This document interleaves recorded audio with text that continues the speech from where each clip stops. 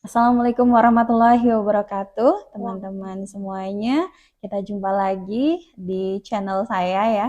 Dan hari ini kita akan membahas bagaimana cara mendapatkan beasiswa ke luar negeri ya.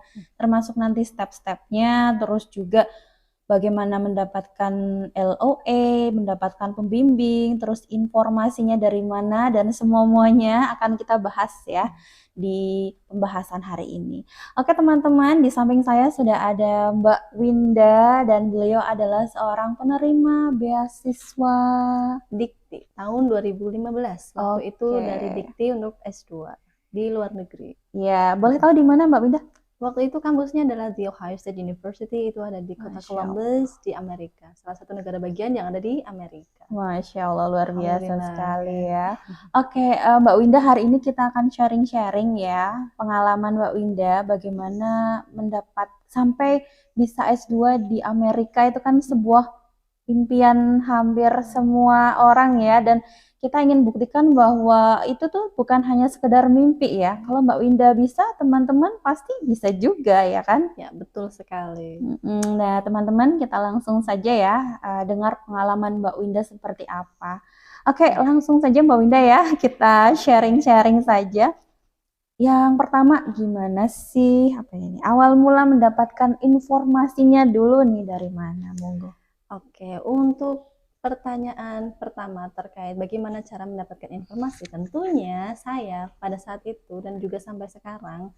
Kalau pada saat itu kan berarti saya posisinya adalah sebagai scholarship hunter. Kalau sekarang saya yang menyampaikan informasi ke mahasiswa. Nah, Hmm. kalau dulu itu saya sangat rajin sekali untuk mencari informasi apa beasiswanya, kemudian jenisnya apa, kemana, dan persyaratannya apa. Jadi seperti itu.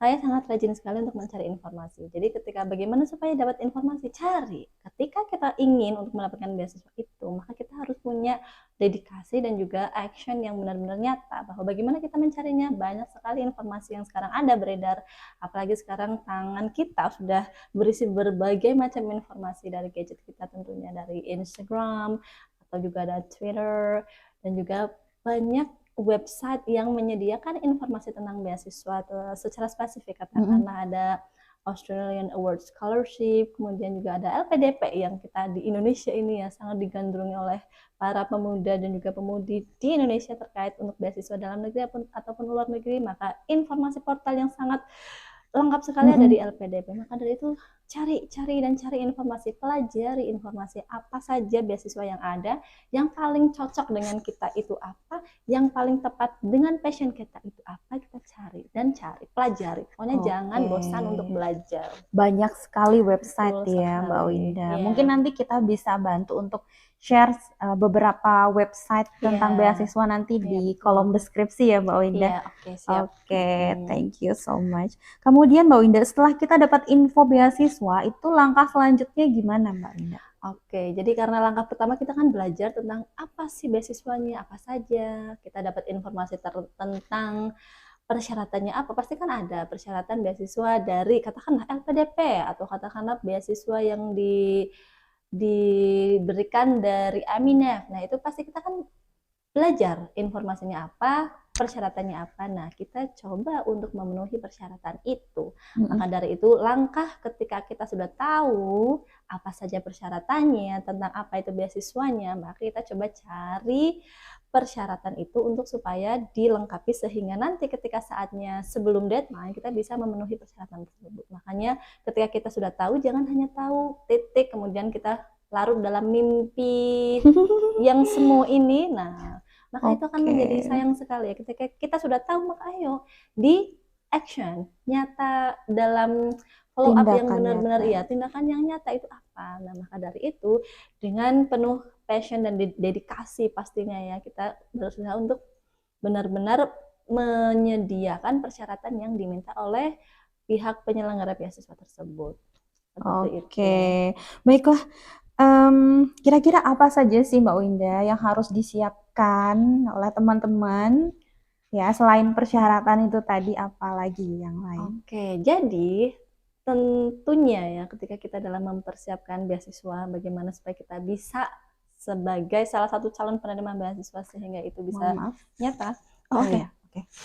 Ya, jadi tadi ya bagaimana supaya kita bisa mempersiapkan syaratnya apa saja begitu ya. Jadi secara general dari proses pembelajaran saya ketika saya dulu dapat beasiswa, akhirnya dapat beasiswa, kemudian ketika saya juga sharing dengan sama-sama penerima beasiswa juga ketika ada di Columbus tersebut.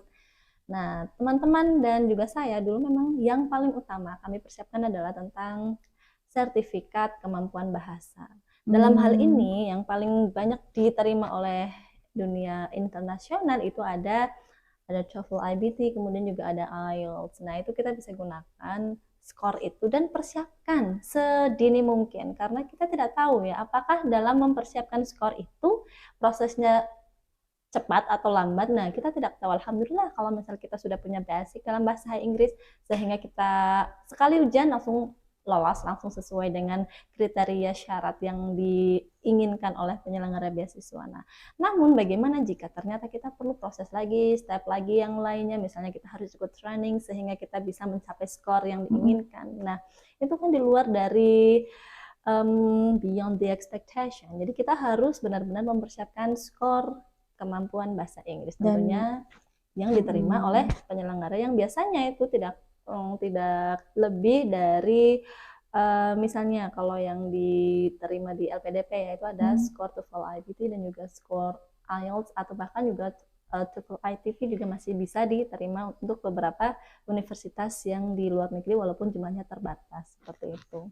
dan Jadi itu tidak singkat ya Mbak Winda, betul perlu sekali. proses yang lumayan lama. Iya, dan makanya itu yang selalu saya rekomendasikan untuk dipersiapkan sejak sekarang. Karena kita tidak tahu prosesnya itu apakah cepat atau lambat, apakah kita harus perlu belajar dulu training tentang bahasa itu, seperti itu.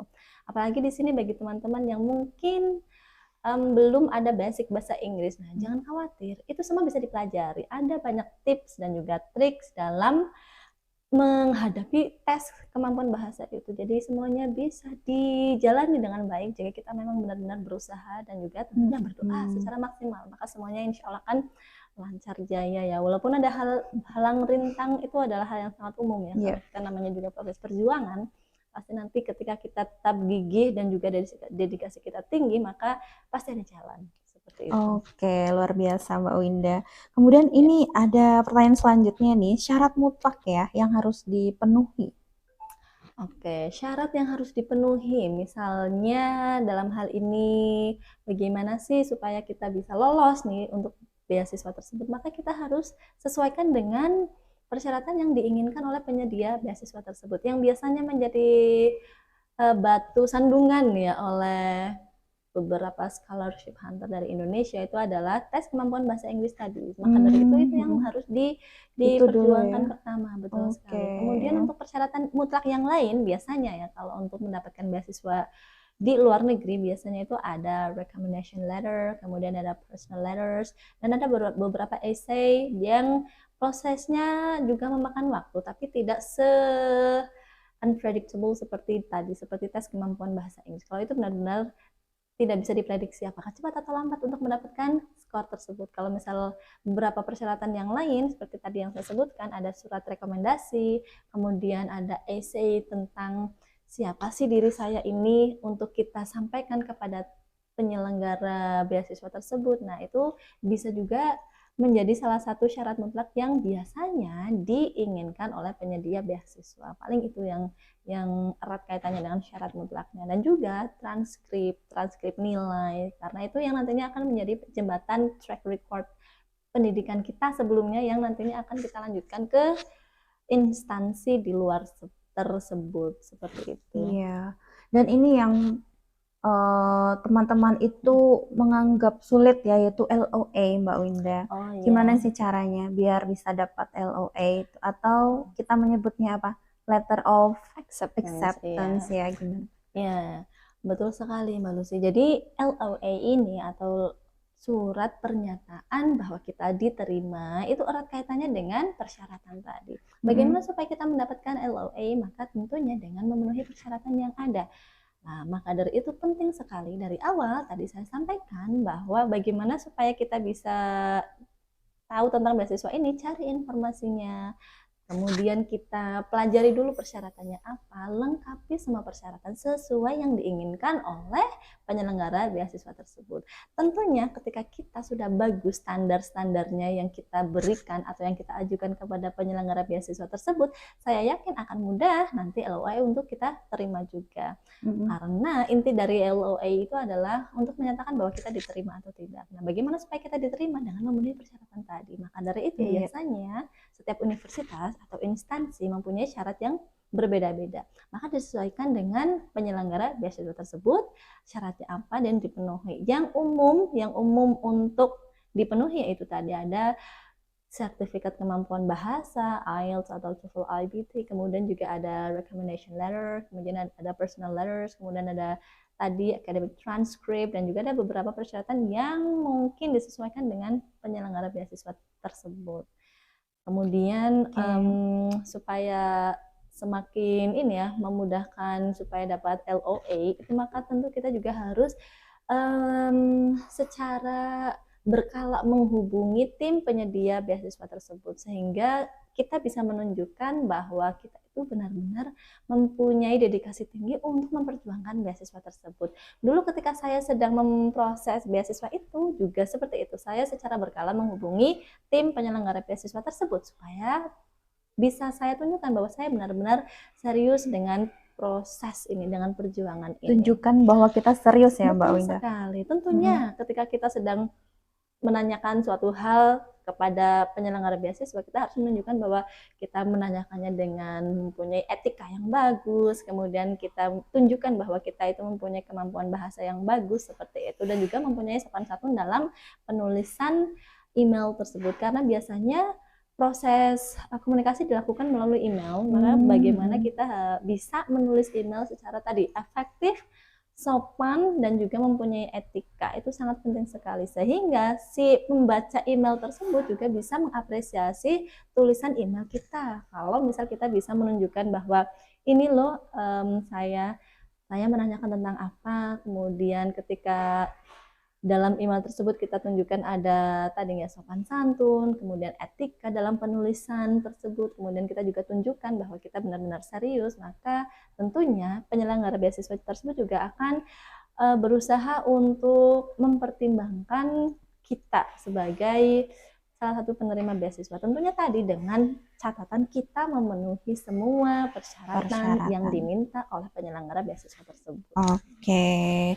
Ya, terima kasih banyak Mbak Winda atas penjelasannya yang sangat lengkap ya. Dan terakhir ini teman-teman, saya ingin minta pesan Mbak Winda nih untuk teman-teman para pencari beasiswa. Apa sih pesan untuk teman-teman dari Mbak Winda? Silakan. Oke, pesan berarti ya. Seperti yang pesan ini juga dulu pernah saya terapkan. Jadi saya memberikan pesan ini sebagai refleksi dulu ketika saya benar-benar ada di posisi sebagai scholarship hunter. Jadi pesannya adalah berjuang dan doa, dua-duanya harus seimbang dan harus maksimal.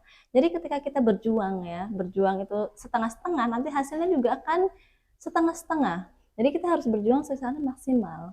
Karena ketika kita berjuang secara maksimal, apapun yang terjadi misalnya, karena yang namanya proses memperjuangkan beasiswa itu juga tidak singkat, tidak semudah membalikan telapak tangan. Maka ketika misalnya saya tahun 2022 misalnya ya, tahun ini saya mencoba untuk mendaftar beasiswa, ternyata belum lolos. Nah, jangan sampai malah ini membuat kita down, jangan sampai membuat teman-teman down. Bahkan jadikan ini sebagai lecutan untuk teman-teman semakin penasaran lagi. Ya saya hari ini tahun ini kok belum lolos ya, saya apa yang kurang? Nah, saya perbaiki lagi, saya coba daftar lagi tahun depan. Itu juga yang dulu saya rasakan ya, ketika saya mendaftar beasiswa kemudian belum lolos, maka saya semakin semangat lagi untuk memperbaiki apa yang kurang, dan saya coba lagi tahun depan, saya coba lagi tahun depan lagi, saya coba lagi tahun depan. Akhirnya alhamdulillah tahun 2015 waktu itu saya bisa pergi ke Ohio State University untuk S2 saya tersebut. Makanya pesan untuk teman-teman pencari beasiswa yang pertama adalah berjuang secara maksimal, jangan setengah-setengah. Ketika belum berhasil pada saat tertentu, maka perbaiki apa yang kurang dan teruskan perjuangannya sampai berhasil. Dan selain berjuang, teman-teman juga harus berdoa. minta doa kepada orang-orang tercinta. Misalnya pada saat itu saya selalu minta doa, minta ibu dan bapak mendoakan yang terbaik untuk saya, dan ya alhamdulillah ya Allah juga memberikan izin kepada saya untuk mendapatkan beasiswa tersebut. Jadi pesan dari saya yang dulu pernah saya terapkan juga adalah berjuang secara maksimal dan juga doa secara maksimal. Begitu.